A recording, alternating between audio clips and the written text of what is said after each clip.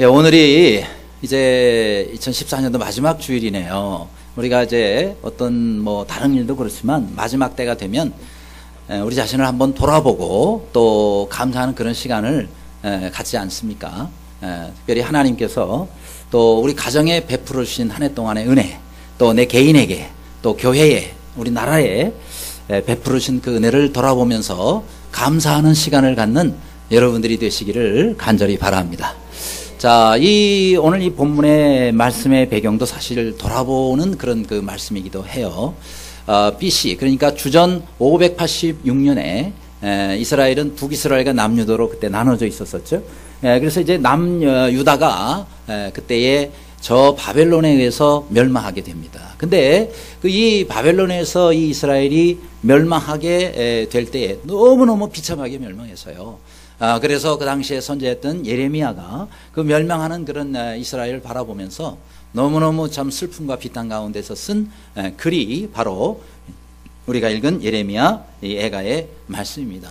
그러면서 왜 우리가 이렇게 하나님의 특별한 사랑을 받고 또 하나님께서 특별히 세우신 이 민족이 이렇게 멸망하게 되었는가를 돌아보는 그런 마음으로 쓴 것이 바로 이 시죠. 자, 우리가 이스라엘 백성들이 이렇게 멸망하게 된 거, 물론 그때 이스라엘이 그랬으니까 이렇게 우리가 넘어갈 것이 아니라 우리 자신도 한번 돌아보는 그런 시간을 갖는 것이 중요하다는 거예요. 자, 왜 이스라엘이 이렇게 비참하게 멸망하게 됐느냐? 우선 한 가지를 꼽아볼 수가 있습니다. 다른 것이 아니라 바로 기준을 잘못 세웠기 때문에. 하나님께서 원하시는 그런 기준이 아니라 또 하나님이 기준이 아니라 잘못된 기준을 세우고 그들이 살았기 때문에 이렇게 멸망하게 되었다 하는 겁니다. 자, 그러면 이스라엘은 도대체 어떤 기준들을 세우고 했기에 이렇게 멸망하게 됐느냐 하는 겁니다. 자, 첫째로 이스라엘 백성들은 사람의 수를 기준으로 삼고 살았습니다. 여러분, 사람의 수가 기준이 될 수가 없죠. 1절입니다. 슬프다 이 성이여, 전에는 사람들이 많더니 이제는 어찌 그리 적막하게 앉았는고라고 말씀하고 있습니다. 사람이 많은 것을 그들은 의지했어요. 여러분, 사람 수가 기준이 되어서는 안 됩니다. 물론 없는 것보다야 많은 게 좋긴 하겠죠. 그러나 그것을 기준으로 삼는 것은 대단히 잘못된 실수를 할 수가 있다. 여러분, 사람들이 전에 굉장히 많았었단 말이에요. 이스라엘에, 특히 그 예루살렘에. 그런데 그 많았던 것이 우리 하나님을 조금도 기쁘시게 해드리지 못했다는 거예요. 그렇죠? 아무리 사람이 많아도 하나님께서 기뻐하시는 백성이 아니고 하나님께서 기뻐하시는 삶을 살지 못한다 그러면 아무리 많아도 하나님께는 아무런 도움이 안 돼요. 하나님은 전혀 기뻐하시는 대상이 아니다 하는 거예요. 그렇죠? 여러분, 중요한 것은 지금 이스라엘에 사람은 많았는데 뭐가 적었어요? 뭐가 없었어요? 하나님을 정말 사랑하고 그리고 하나님을 온전히 믿는 사람들이 너무너무 적었다라는 사실입니다. 그렇죠? 여러분, 하나님께서는 사람을 겉으로 평가하시지 않잖아요. 그렇죠?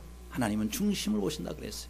마찬가지로요, 사람이 얼마나 많이 모였느냐, 그것이 하나님에게는 하나도 중요한 게 아니란 말이죠.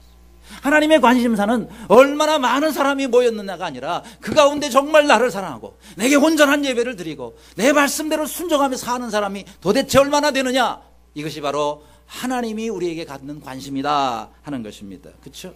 여러분, 이스라엘 백성들이 많은 사람이 출애굽했어요. 400년 이상 그들이 고생하면서 노예로 섬기다가 애굽에서 출애굽을 했습니다. 그런데 그들이 출애굽을 할 때에 장정만 60만 명이라 그랬단 말이에요. 그러면은 여자와 어린아이까지 다 합치면은 적어도 200만 명은 넘었을 것이다 라고 학자들은 이야기합니다. 그런데 그 많은 사람들이 출애굽을 했지만 하나님께서 결국 그들에 대해서 뭐라고 평가하세요? 신약 성경에 보니까 하나님이 저희의 다수를 기뻐하지 않으셨다 그랬어요. 다수를 기뻐하지 않으셨다. 그래요. 오직 그 가운데 누구만요? 딱 두 사람만. 그 장정 60만 명 가운데 오직 여호수아 갈렙 이 두 사람만 가나안 땅으로 들어갈 수가 있었다는 겁니다. 그러니까 하나님께서 오직 두 사람만, 너희들만 가나안 땅으로 들어갈 자격이 있다 라고 그렇게 생각하시고 두 사람만 가나안 땅으로 인도하신 것입니다. 그러니까 그 많은 사람들이 하나님 앞에 전혀 기쁘시게 되지는 해드리는 사람들이 되지 못했다 하는 겁니다. 여러분, 200만 명이 아니라 2천만 명, 2억 명이 있다 하더라도 하나님을 기쁘시게 드리지 않는다 그러면, 우리 하나님을 온전히 믿지 않는다 그러면은 하나님의 약속의 땅에 들어갈 수 없다 하는 겁니다. 그렇죠? 그럼 또 미디안 연합군이 쳐들어왔을 때 이스라엘, 특별히 그 가운데 하나님께서 기드온을 세우셨잖아요. 그래서 기드온이 사람들을 다 모읍니다. 상대 적은 연합군입니다. 또 13만 5천 명이나 쳐들어왔습니다. 다 모아봤는데 3만 2천 명밖에 안 돼. 너무너무 적잖아요. 근데 하나님께서 뭐라 그랬어요? 3만 2천 명? 너무 많다라고 말씀하십니다. 너무 많다. 그래서 다 돌려보내라 그러잖아요. 두려워하는 자 다 가라. 그래서 가니까 10,000명 남았습니다. 10,000명, 13만 5천에 비하면 10,000명은 턱도 없이 모자란 숫자 아니에요? 근데 하나님 뭐라 그러세요? 아직도 많으니도 그러세요. 아직도 많다는 거예요. 또 다 돌려보내라. 그래서 남은 게 300명입니다. 300명 가지고 하나님께서는 이제 됐다. 너희가 이제 이 300명 가지고 13만 5천을 대적해서 이긴다면 너희 숫자 때문에 이겼다는 말은 안 할 것이냐. 그죠? 그러면서 이제 하나님께서 그들을 사용하시기 시작했단 말이에요. 사람의 숫자로는, 사람의 판단으로는, 상식으로는 이게 상대가 안 되는 거 아닙니까? 근데 여러분, 영적인 일은요, 이렇게 눈으로 보이고 겉으로 보는 수로 판단해가지고 모든 일을 결정해서는 안 된다 하는 겁니다. 왜요? 우리 가운데는 하나님이 계시잖아요. 우리는 하나님과 함께 하시지 않습니까? 그렇기 때문에 우리는 늘 하나님을 생각하면요, 안 되는 게 없고, 그렇죠? 하나님을 생각하면 우리가 못할 일이 없다 하는 겁니다. 중요한 것은 사람의 수가 적어도 믿음이 중요한 것입니다. 그렇잖아요. 하나님 우리에게 뭘 원하세요? 사람을 원하시는 것이 아니라, 물질을 원하시는 것이 아니라 믿음을 원하신다 하는 겁니다. 이런 하나님이 원하시는 믿음이 충만한 여러분들이 되시기를 간절히 바랍니다. 눈에 보이는 것을 따라서 판단하고 눈에 보이는 것을 따라서 살면 안 된다 하는 거예요. 그건 믿음과 상관이 없는 것이다 하는 겁니다. 잘못된 기준으로 사는 거예요. 오병이어도 그랬습니다. 장정만 5천 명이 모였는데 얼마나 많은 사람이에요. 여자와 어린아이까지는 더 많은 숫자 아니겠습니까? 그러면은 먹을 걸 찾아보니까 한 아이의 오병이어, 보리떡 5개, 물고기 2마리밖에 없다 하는 거예요. 이거 가지고 누구 입에다가 붙이겠습니까? 한 어린아이의 한 끼 식사로 가져온 거 아니겠어요? 제자들이 이렇게 말합니다. 이 모든 사람들을 위해 먹을 것을 사지 않고는 할 수 없사옵나이다 라고 고백을 하고 있어요. 제자들은 뭐예요? 이거 가지고는요, 할 수 없습니다 라고 말하고 있는 거예요. 그런데 우리 주님 뭐라고 말씀하십니까? 할 수 없다고 말씀하지 않아요. 너무 적다라고 말씀하지 않아요. 안 된다라고 말씀하지 않아요. 그걸 내게로 가져오라. 그래서 그 떡을 가지고 축사하여서, 그래서 떼어서 나눠주는데 저도 계속해서 나오는 거예요. 그래서 그 모든 사람들이 다 배불리 먹고 12강주를 거둔 것을 우리가 잘 알지 않습니까?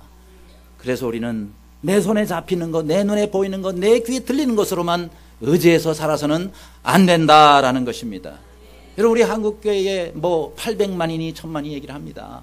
숫자가 중요한 게 아니에요. 뭐 요즘에 숫자가, 한국교회 숫자가 줄어든다, 그게 중요한 게 아니에요.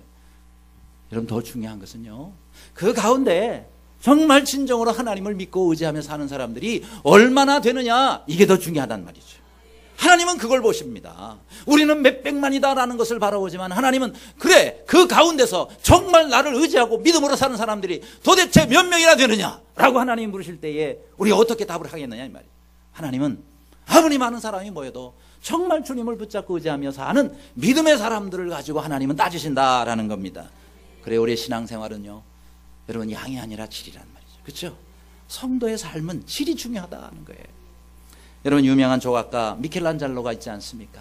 이분이 큰 대리석을 준비해가지고 그걸 가지고 이제 다윗상, 다비드상이라고 하기도 하고 다윗상을 이제 만들려고, 그리고는 망치와 그 다음에 정을 가지고 계속해서 작업을 합니다.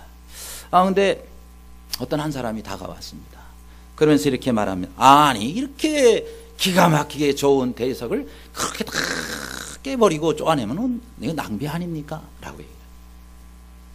그때 미켈란젤로가 이렇게 얘기를 합니다. 이것은 낭비가 아닙니다. 이 대리석에 지금 내가 생각한 작품이 들어있습니다. 그 작품을 만들기 위해서는 이 쓸데없는 것들이 다 깨어져 나가야 됩니다. 물론 아까운 부분도 있지요. 하지만 그것이 떨어져 나가야 내가 원하는 작품이 여기서 나오는 것입니다. 하고 아낌없이 자신의 작품을 만들기 위해서, 그 다윗상을 만들기 위해서 그 대석을 계속해서 깎아나가고 좋아졌을 때, 여러분 불멸의 그 멋있는 다윗상이 나오게 된 것입니다. 여러분 이거하고 똑같아요. 우리 신앙생활의 원리가. 우리 한 사람 한 사람 우리의 자아가 다 가지고 있습니다. 그런데 예수 그리스도께서 우리 안에 들어오십니다. 그럼 하나님께서 우리에게 무엇을 보시기를 원하느냐? 우리 안에 있는 예수 그리스도의 모습을 보기를 원하신다는 말이에요. 그렇기 때문에 예수 그리스도의 모습에 합당하지 않은 것들은 쪼아내야 된단 말이죠. 깨뜨려 버려야 된단 말이죠. 물론 아픕니다. 그렇죠? 아깝군 것도 있어요. 그러나 그것들을 다 쪼아내지 않으면 우리 속에서 예수 그리스도의 형상이 드러나지 않는다 하는 겁니다. 그래서 여러분 우리는 하나님의 말씀으로 우리 자신이 주님과 합당하지 않은 게 있다면, 우리 주님의 모습에 어울리지 않는 게 있다면 떼내야 된단 말이죠. 끊어내야 된단 말이에요. 잘라버려야 된다는 겁니다. 그렇게 해야 우리를 통해서 우리 안에서 예수 그리스도의 그 아름다운 모습이 나타나게 된다 하는 겁니다. 여러분 대가 없이 우리 그리스도인에게 영적 성장은 나타나지 않습니다. 그렇죠? 아픔이 있습니다. 또 고통이 있습니다. 십자가를 지는 그런 고통이 있어야 돼요. 그럴 때에 우리 안에서 예수 그리스도의 참된 모습이 만들어져 나온다는 것입니다. 여러분 성장통이라는 게 있지 않습니까? 자라가기 위해서 아픔이 필수적으로 따라오는 것입니다. 여러분 우리가 한 사람 한 사람이 다 자라가기 위해서는 이런 성장통이 있음을 알고 자라가면서 오는 아픔을 기꺼이 감수하고 우리를 통해서 아름다운 주님의 모습이 늘 드러날 수 있기를 주님의 이름으로 축원합니다. 두 번째로 우리가 어떤 기준에서 살아야 됩니까? 많은 친구를 기준으로 살아서는 안 된다. 2절입니다. 친구들도 다 배반하여 원수들이 되었도다. 그렇게 고백합니다. 자, 여기서의 친구는 이스라엘 나라의 친구 나라들을 말하고 있는 겁니다.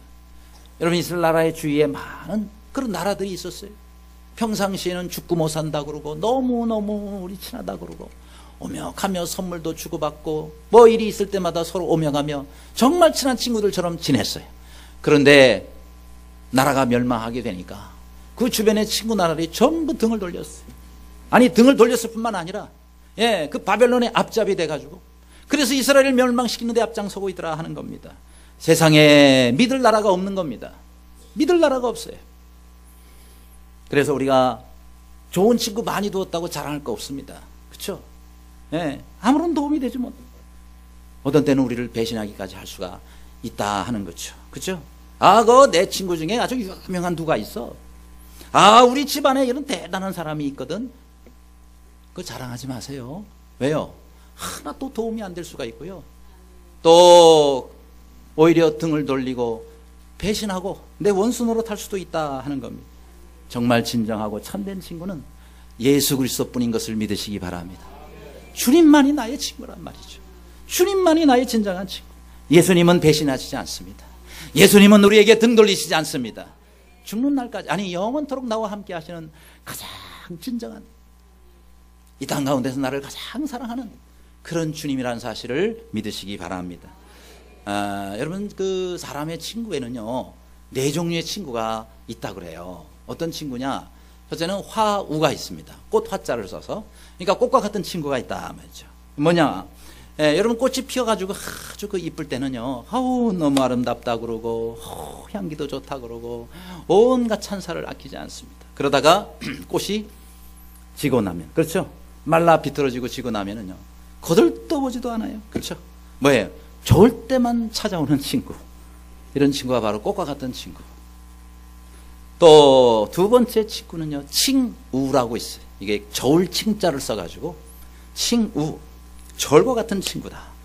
여러분 이 저울이라는 것은 무게가 무거운 쪽으로 이렇게 이동합니다. 그렇죠? 이쪽이 무거우면 저울추가 이쪽으로 움직이고, 이쪽이 무거우면 이쪽으로 움직이고. 이게 뭐냐면은 이익 따라서 움직이는 친구를 말해. 그 친구가 좀 내게 이익이 좀 되겠다 그러면 우리 친구 합시다 하고 가까이 가요. 뭐 건질 게 없고 먹을 게 없다 그러면 잘 있어 난 떠나갈게 하고 가는 이런 친구. 이익 따라서 움직이는 친구. 뭐예요? 칭우, 저울과 같은 친구입니다. 그 다음에 세 번째 친구는 산과 같은 친구가 있대요. 산우, 산과 같은 친구. 이제 어디서는 항상 그 자리에 있어요. 생각만 해도 든든해요. 모든 걸 다 받아줍니다. 그렇죠? 그러면서 새와 짐승의 안식처가 되기도 하는 바로 이 산과 같은 친구. 그 다음 마지막 네 번째는 지우가 있대요. 땅과 같은 친구. 이 땅과 같은 친구는 뭐든지 심으면 거기서 싹이 나오고, 그렇죠?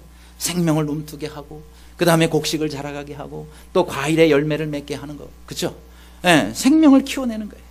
그러면서 늘 이 땅과 같은 친구는 어딜 가더라도 땅이 있지 않습니까?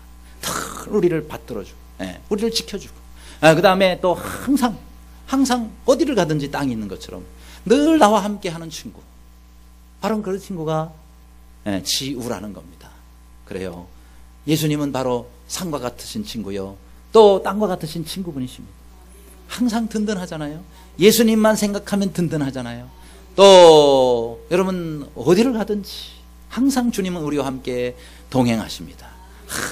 항상 우리와 함께 해주시는 바로 그 예수님, 우리에게 생명을 주시는 바로 그 예수님, 바로 산과 같이 땅과 같이 늘 우리 가운데 우리를 도우시고 지키고 함께 하시는 그 주님, 그 예수님만을 참 친구로 삼고 사시는 우리 모두가 되시기를 간절히 바랍니다. 세 번째로, 또 이스라엘은 어떤 기준이 있었나요? 많은 보물을 기준으로 삼고 살았습니다. 아니라는 거예요.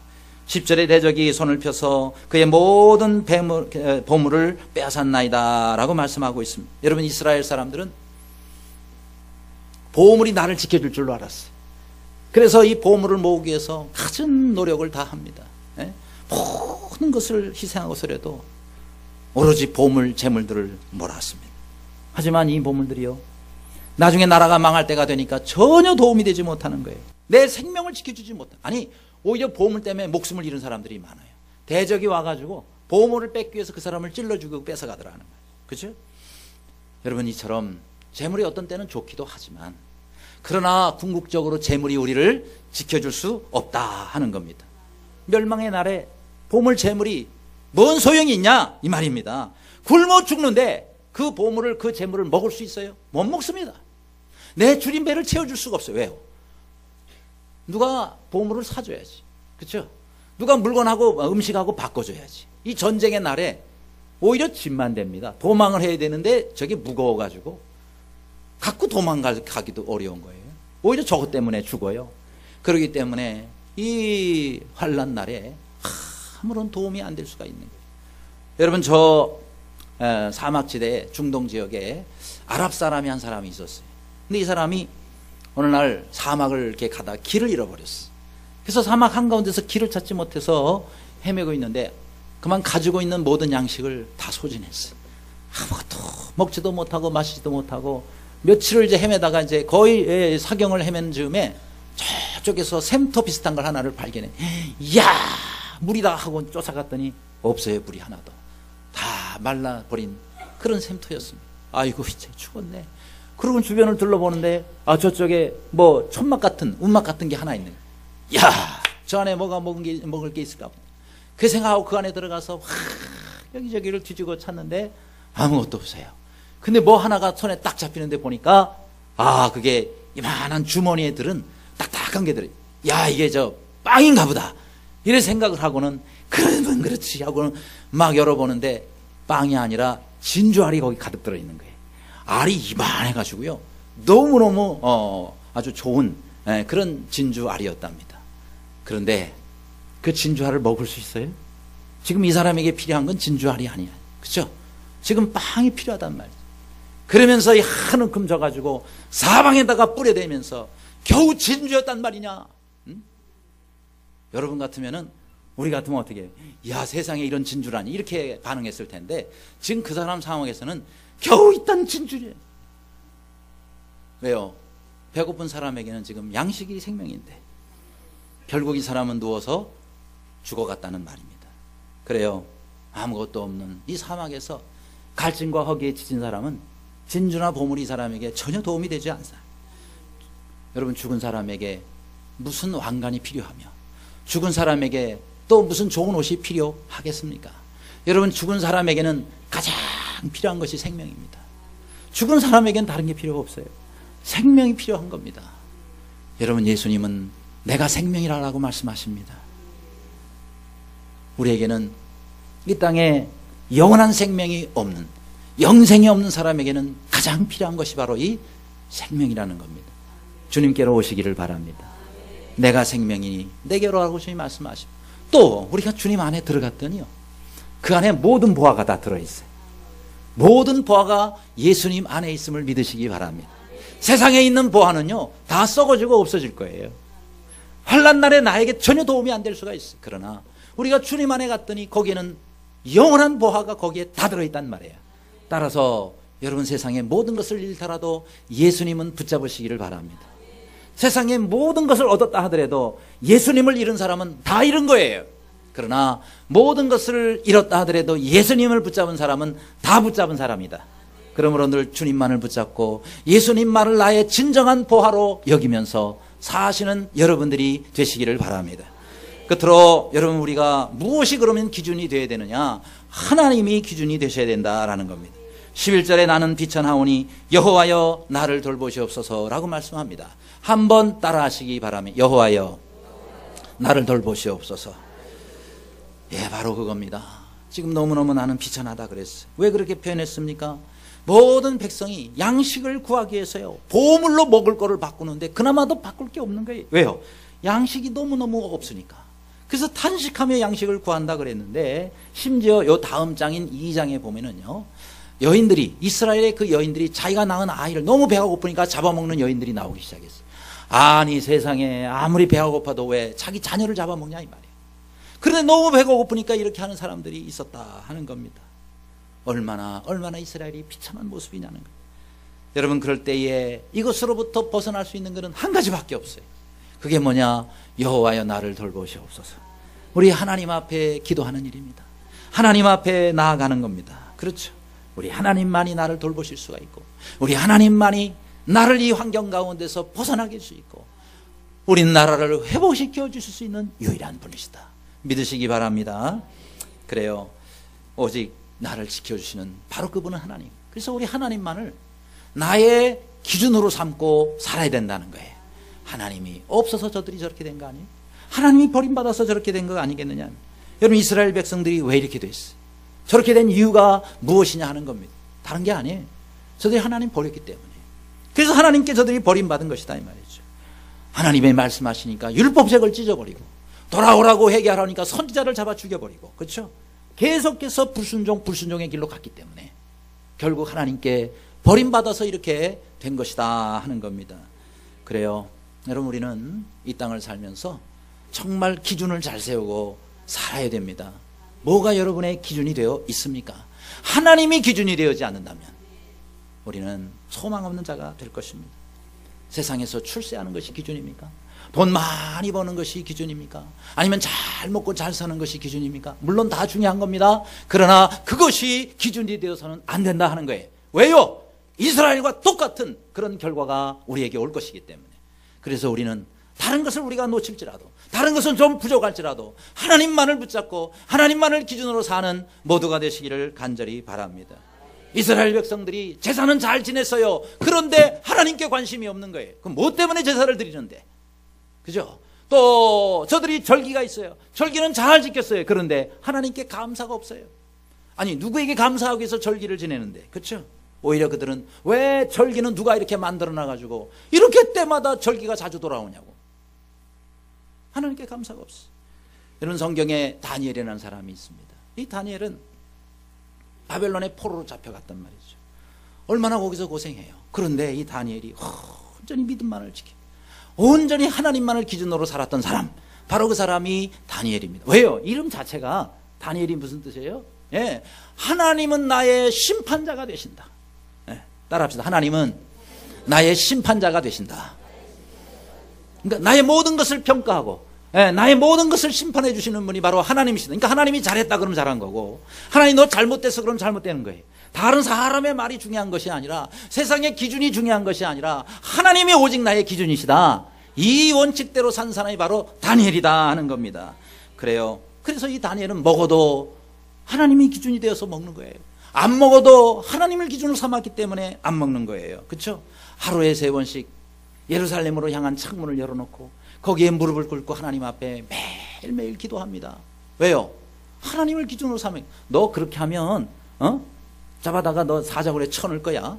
왕이 거기다가 도장을 찍어도요, 그걸 알면서도 하나도 바꾸지 않고 똑같이 시간이 되면 창문 열어놓고 거기서 하나님 앞에 예루살렘을 향해서 기도하고 있는 거예요. 너 잘됐어.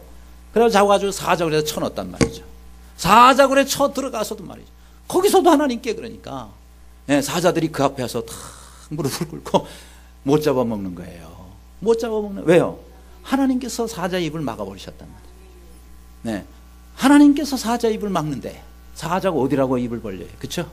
오히려 그를 고소했고 대적했던 사람들이 사자굴에 들어오니까 땅에 떨어지게 무섭게 다 잡아먹어. 그러니까 기준이 누구예요? 하나님이 나의 기준이 되어야 된다는 겁니다. 내가 살아도 하나님을 위해 살고 죽어도 하나님을 위해 살고 모든 게 기준이 하나님. 그래서 다니엘 1장 8절에 보면은 다니엘은 뜻을 정하여 라고 그랬어. 뜻을 정했다 그랬어. 뭔 뜻을 정했습니까? 왕의 진미와 그 마시는 포도주로 자기를 더럽히지 아니하리라 하고 자기를 더럽히지 않게 하기를 환관장에게 구하니 그랬어요. 이야, 저는 이 말씀을 이번에 묵상하면서 도대체 다니엘은 어떤 사람이길래 이런 말을 할 수가 있나? 여러분, 환관장에게 뭐라 그랬어요? 나는요, 이 음식으로 저를 더럽힐 수 없습니다. 그러니 못 먹습니다. 말한 거 아니에요? 제가 환관장이라면은 아마 저는 이렇게 반응했어요. 뭐라고? 너 지금 죽고 싶어서 환장했냐? 응? 야, 네가 지금 이게 지금 어떤 음식인데 왕이 드시는 음식이야. 우리나라에서 최고급 고기란 말이야. 그리고 이 포도주는 왕이 마시는 포도주야. 그런데 뭐라고? 이런 음식으로 나를 더럽히지 말라고? 아니, 그러면 왕이 먹는 이 음식이 더러운 음식이라서 너는 못 먹겠다는 거냐? 하고 그냥 저는 목을 확 쳐버렸을 것 같아. 용서하세요. 제가 흥분하는 거를 열받아서 그래요. 그래서 이렇게 환관장이 저 같았으면 제가 아마 그랬을 것 같다 하는 생각이 들어요.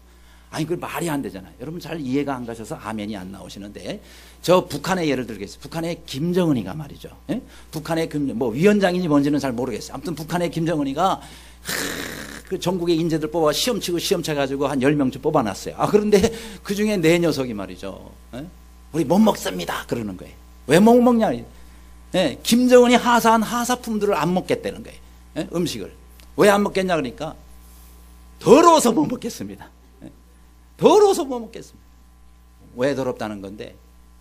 우리는 하나님을 믿는데 우상 앞에 갖다가 바치는 음식은 우리가 못 먹겠습니다 하고 안 먹겠다 그러면은 김정은이 가만 놔두겠어요? 당장 모가지를 쳐가지고 화형을 시키고 그 뼈는 갈아서 내게로 가자. 내가 갈아먹으셔. 이런 말은 안 했겠지만은, 그러나 그렇게 하고도 남을 것 같아요. 어디라고 김정은 앞에서 더러운 음식으로 내 몸을 더럽히지 마세요, 이딴 소리를 할 수가 있겠냐요. 그런데 다니엘은 그렇게 말했단 말이에요. 이야, 그러니 얼마나 대단한. 근데 이걸 어떻게 했다고요? 막 감정적으로 말한 게 아니라 뜻을 정하여 그랬어요.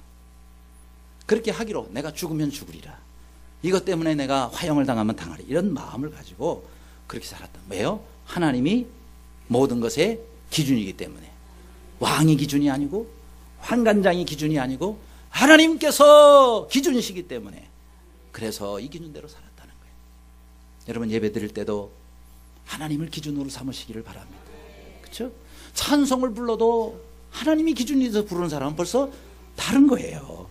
우리가 직장 생활을 해도, 학교 생활을 해도, 교회 생활을 해도, 가정에서의 생활을 해도 하나님을 기준 삼고 사시기를 바랍니다. 그래요. 여러분, 하나님의 말씀은 하나님을 대신합니다. 이스라엘 백성들이 하나님의 말씀을 버렸다는 거예요. 율법책을 찢어버리고 불태우고 이제 기준이 사라진 거죠. 그죠? 그러니까 그들이 하나님의 말씀을 이렇게 대우했기 때문에, 그건 하나님을 그렇게 대우한 것이나 똑같습니다. 그래서 하나님 앞에 그들은 이런 형벌과 또 환난을 당하게 된 것이다. 그래서 그 다음 장에 보면 뭐라고 말씀했어요? 초저녁에 일어나 부르짖을 지어다. 이제 살 길은 하나님께 기도하는 길밖에 없어요. 초저녁에 일어나 부르짖을 지어다. 내 마음을 주의 얼굴 앞에 물 쏟듯 할지어다. 각비를 어기에서 주여 기진한 내 어린 자녀들의 생명을 위하여 주를 향하여 손을 들지어다 라고 말씀하고 있습니다. 따라하시기 바랍니다. 주를 향하여 손을 들지어다. 여러분, 이것이 망한 이스라엘에게 남아있었던 유일한 소망이었단 말이죠. 유일한 소망은 뭐냐? 하나님 앞에 주를 향하여 손을 들지어다 하는 겁니다. 그럼 왜 초저녁에 일어나서 부르짖으라 그랬느냐? 왜 하필이면 초저녁이냐? 다른 게 아니에요. 이 초저녁에 일어나는 건 밤새도록 기도하겠다는 거예요. 그렇죠? 초저녁에 일어나서 기도한다는 것은 밤새도록 기도한다는 거예요. 왜요? 지금 나라가 망하느냐 사느냐, 죽느냐 사느냐 하는 문제에, 아니 하룻밤 잠 안 자는 게 대수예요? 그렇잖아요. 여러분, 죽는다 그러면 밤에 잠이 오겠습니까? 지금 잠자는 게 중요한 게 아니에요. 밤새 기도하기 위해서 초저녁에 일어난 것. 또 하나가 있어요. 그것은 뭐냐면요, 이스라엘 백성들에게는 하루의 개념이 초저녁, 그러니까 해질 때부터 시작해서 그 다음날 해질 때까지, 이게 하루예요. 그러니까 이스라엘은 하루가 해질 때부터 하루가 시작이 돼요. 그러면 초저녁에 일어났다는 건 뭐냐면 하루의 첫 시간을 하나님 앞에 기도해야 한다는 거예요. 시작할 때 기도, 마찬가지입니다. 여러분, 우리에게 있어서 오늘날의 하루의 시작은 물론 뭐 12시 땡이지만은, 그건 이제 시계적으로 그러는 거고, 진정 우리 하루의 시작은요, 아침에 일어나는 시간입니다. 새벽 시간. 바로 그 새벽 시간이 우리에게 있어서 하루의 시작입니다. 우리가 이제 해야 할 일이 무엇입니까? 1년의 첫 시간도 중요하고 일주일의 첫 시간도 중요하지만 매일매일이 중요합니다. 매일매일 우리가 첫 시간을 하나님 앞에 일어나서 기도하실 수 있기를 바랍니다. 너무 멀어서 교회 오기가 어려우면 집 가까이 있는 교회를 나가세요. 가까이 있는 교회에 나가서 거기서 새벽에 기도하는 거예요. 하나님 하고 기도해야 된다. 여기 뭐라 그랬어요? 주의 얼굴 앞에 마음을 물쏟듯 해서 기도하라 그랬어요. 이건 좀 남겨뒀다가 누구한테 이건 이야기해야지, 이렇게 하지 말고 그냥 온 마음을 다 쏟아요. 하나님 앞에 하지 못할 말이 뭐가 있어요? 하나님 앞에 내가 쏟지 못할 마음이 뭐가 있냐면 다 쏟아놓고 하나님 하고 물 쏟듯 우리의 마음을 쏟아 주님 앞에 기도하면서 살려달라고 그러죠. 갓길 어귀에서 주려 기진한 내 어린 자녀들의 생명을 위하여 주를 향하여 손을 들지어다. 여기 주를 향하여 손을 든다는 것은 누구를 위해서요? 갓길 어귀에서 주려 기진했다. 여러분, 우리 어린 자녀들이 원한데 지금 다니면서 길 어귀에서 먹을 것 좀 주세요, 먹을 것 좀, 이러고 지금 다니고 있단 말이에요. 그 자녀들의 생명을 위해서 뭐 하고 있냐 말이죠. 손을 들어 하나님께 부르짖으란 말이죠. 그 자녀들에게 먹을 것을 주고 그 자녀들을 살릴 수 있는 분은 오직 하나님뿐이라는 거예요. 오늘 우리도 마찬가지입니다. 여러분, 오늘 우리의 자녀들은 못 먹어서 이런 자녀들이 누가 있겠어요? 중요한 것은 그의 영이 더 중요합니다. 우리의 자녀들의 영이 지금 하나님의 양식을 못 째서, 하나님의 양식을 먹지 못해서 지금 말라 비틀어져 있는 상태랍니다. 자녀들의 영혼이 지금 하나님의 말씀을 먹지 못하여 지금 이렇게 굶주려 가지고 날 좀 살려주세요, 날 좀 먹을 걸 주세요 하고 외치고 있다면, 여러분, 우리가 지금 기도해야 되지 않겠습니까? 여러분, 부모는 자녀들에게 먹을 것만 주는 것이 부모가 아니라 자녀들의 영적인 문제를 위해서 기도하고 자녀들이 영적으로 그를 자녀들이 살도록 하기 위해서 그들에게 영의 양식을 줘야 할 사람도 부모란 말이죠. 부모가 안 되면 교회 학교에서라도 그들이 얻어먹을 수 있도록, 여러분, 우리가 해야 할 일이 뭐예요? 기도하는 겁니다. 요즘에 학교 가면 아이들이 창피하다고 밥 먹을 때 기도도 안 하고 먹는데, 기도하고 먹는 애들을 찾아보기가 힘들 정도라 그래요. 지금 이 나라가 어디로 가고 있습니까? 우리의 자녀들이 지금 뭘 위해서 살고 있느냐 말이에요. 그러니까 우리는 자녀들이 제대로 믿음 생활을 하고 제대로 하나님을 믿는 그러한 자녀들이 되도록 하기 위해서 우리가 해야 할 일이 뭐예요? 다른 게 아니에요. 돈 더 많이 벌어서 더 많은 음식을 주고 더 많은 좋은 조건의 공부를 시키는 거 중요합니다. 그러나 그것보다 훨씬 더 중요한 것은 자녀들의 영이 사는 거예요. 우리의 자녀들이 하나님 말씀을 먹는 거예요. 그래야 우리의 자녀들이 영원히 보장되지 않겠습니까? 잘 먹고 잘 살고 백성이 많다고 자랑하는 이스라엘이 바로 이것 때문에 망하게 됐다는 것을 우리는 잊어서는 안 된다는 겁니다. 아무쪼록 우리 자녀들을 위해서 주를 향하여 손을 들고 기도하는 우리 모두가 되시기를 주님의 이름으로 축원합니다.